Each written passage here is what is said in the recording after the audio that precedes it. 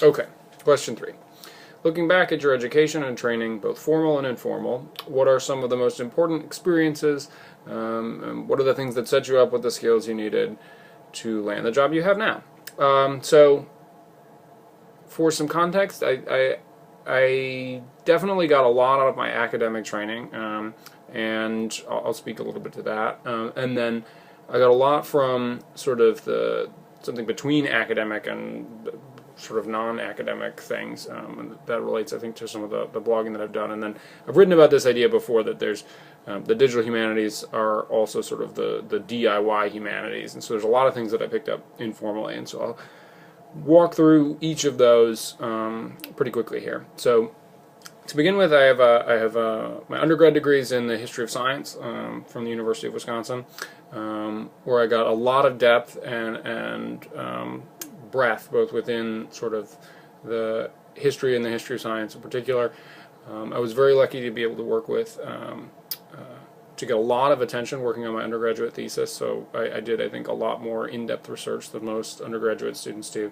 And that's mostly thanks to my advisor, Richard Staley, who gave me a lot more attention than I think most undergraduate thesis advisors give their students. So I did some very in-depth work at that level, and was able to do some writing that actually resulted in journal articles.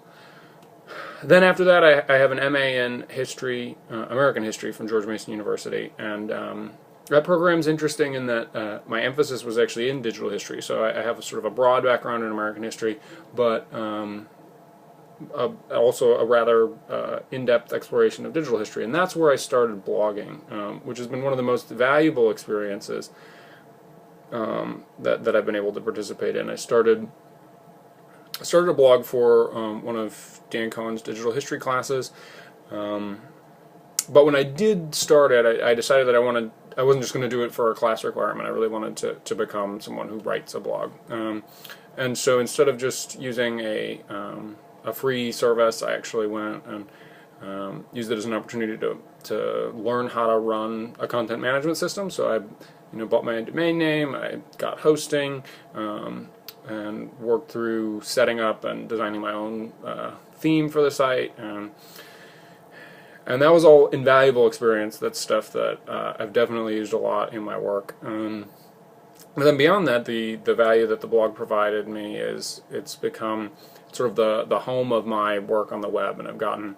a lot of sort of professional invitations to talk about things. The blog posts I've written have gotten me pulled into a whole bunch of different circles, which have been really helpful. But I think it's very important for people to try and take ownership of their own web presence and to build out their sort of space online. Which gets to the last point that I'd mentioned, which is this notion I've talked about before as the DIY humanities instead of necessarily the digital humanities. And that's that a lot of my technical skills came from things I was doing in sort of making my own websites for bands when I was in high school. Similarly, I learned how to work with Illustrator and Photoshop and do sort of graphic design work, actually to make the cover art for a CD that we were working on. Not to mention a whole bunch of other sort of basic stuff with recording and AV and things like that. But in all of that work, one of the biggest things was just the feeling that I could just make something happen on my own, that we would, go and